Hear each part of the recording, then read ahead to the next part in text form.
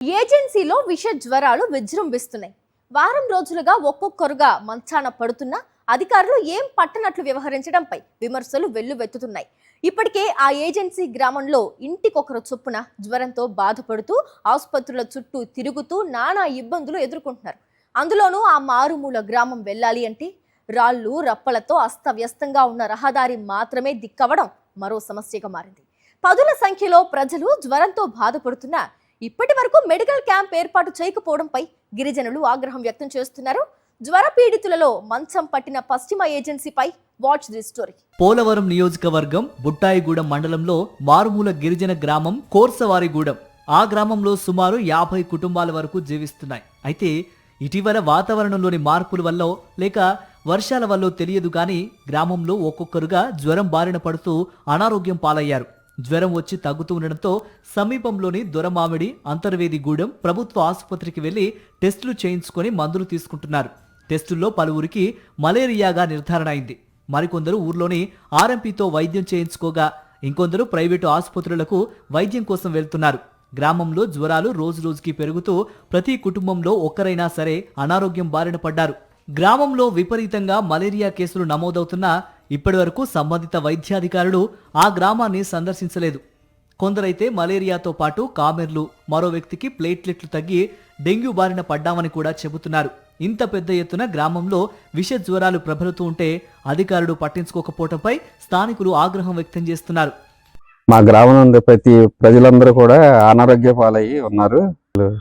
విష జ్వరాలని అంటున్నారు. అందరూ ఆసుపత్రికి వెళ్ళి వస్తున్నారు కానీ ఆ ఆసుపత్రి సిబ్బంది మాత్రం ఎవరు కూడా వచ్చి మా గ్రామానికి సందర్శించలేదు. ఎవరు కూడా ఏ అధికారి కూడా స్పందించడం లేదు. అన్ని కుటుంబాల్లో అందరికి 10 ఉన్నారు ఇంటికి అనుకోండి. అందరికి ఒకళ్ళ తర్వాత ఒకళ్ళకి జ్వరాలు వచ్చినాయి. అందరూ కూడా దొరమావిడి అంతరేజుగూడెం వెళ్ళి వైద్యం చేయించుకున్నా మళ్ళీ యథావిధిగానే జ్వరాలు మళ్ళీ తగ్గకుండా మళ్ళీ ఉన్నాయి. మెడికల్ క్యాంప్ కానీ అధికారులు కానీ ఎవరు కూడా మా గ్రామానికి ఇంతవరకు వచ్చి సందర్శించలేదు కూడా. విష జ్వరంతో ఊరిలో చిన్న పెద్ద తేడా లేకుండా అందరూ మంచాన పడుతున్నారు. మొదట 2 రోజులు జ్వరం తీవ్రంగా ఉండి ఆ తర్వాత తగ్గుతుందని, మళ్ళీ 2 రోజుల తర్వాత మళ్ళీ జ్వరం వస్తుందని, ఇలా గ్రామంలో ఇంటికొకరు చొప్పున జ్వరాల బారిన పడిన వారు ఉన్నారని వాపోతున్నారు. అసలు సమస్య ఏమిటనే తెలియడం లేదని, తగ్గినట్టే తగ్గి జ్వరాలు మళ్లీ ఎందుకు వస్తున్నాయనేది అధికారులే కనిపెట్టాలని గ్రామస్తులు కోరుతున్నారు. ప్రభుత్వ ఆసుపత్రిలో తమకు టెస్టులు నిర్వహించినప్పుడు పలువురికి మలేరియా అని నిర్ధారణ అయినా కూడా సంబంధిత వైద్యాధికారులు తమ గ్రామాన్ని సందర్శించకుండా నిర్లక్ష్యం చేస్తున్నారని వాపోతున్నారు. గిరిజనుల ప్రాణాలంటే అధికారులకు లెక్కలేదా అని ప్రశ్నిస్తున్నారు.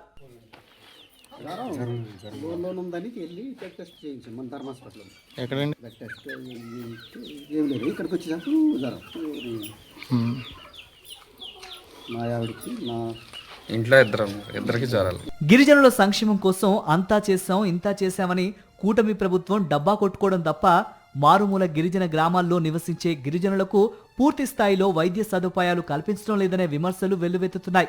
గత నెలలో ఓ చిన్నారి జ్వరం బారిన పడి ప్రాణాలు కోల్పోయింది. ఆ సమయంలో ఏదో తూతూ మంత్రంగా అధికారులు హడావిడి చేసి చేతులు దులుపుకున్నారు. ఇప్పుడు గ్రామంలో సుమారు వారం రోజులకు పైగా ఇంతమంది జ్వరంతో బాధపడుతూ ఉంటే ఇప్పటి వరకు వైద్యాధికారులు అటువైపు ఎందుకు వెళ్లలేదన్న ప్రశ్నలు వ్యక్తమవుతున్నాయి. ఇప్పటికైనా గ్రామంలో మెడికల్ క్యాంపు పెట్టి ఇంటింటికి వెళ్లి ప్రతి ఒక్కరికి టెస్ట్ నిర్వహించి మందులు ఇవ్వాలని, అదేవిధంగా ఒక్కసారిగా ఇంతమంది జ్వరం బారిన ఎందుకు పడుతున్నారో దానికి కారణం ఏమిటో తెలుసుకొని సమస్యను పరిష్కరించాలని గ్రామస్తులు డిమాండ్ చేస్తున్నారు. మరిన్ని అప్డేట్స్ కోసం ఛానల్ను సబ్స్క్రైబ్ చేయండి. నోటిఫికేషన్స్ కోసం బెల్ ఐకాన్ పై క్లిక్ చేయండి.